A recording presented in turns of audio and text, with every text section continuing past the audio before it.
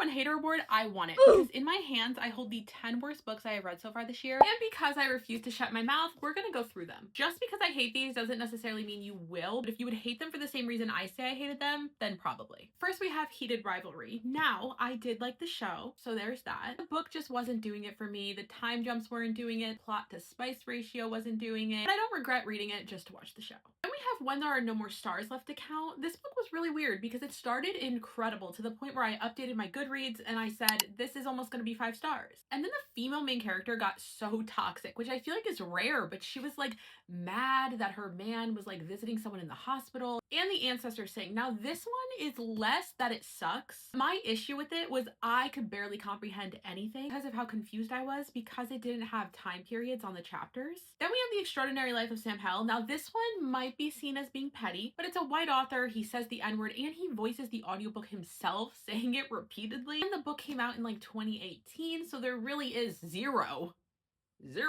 justification on it. One for the Blackbird, one for the Crow. I was just bored. The Stillness Retreat. This was just a thriller that didn't really thrill me. Now the last 4 I hate. Wrecked. This book wrecked my sanity. The whole plot of this just pissed me off. There was icky spice, scenes that I just couldn't justify. Once they got trapped on an island together, I knew they were just gonna bang the whole time they were on the island. I mean, what else are you gonna do? Does the title mean shipwrecked or wrecked?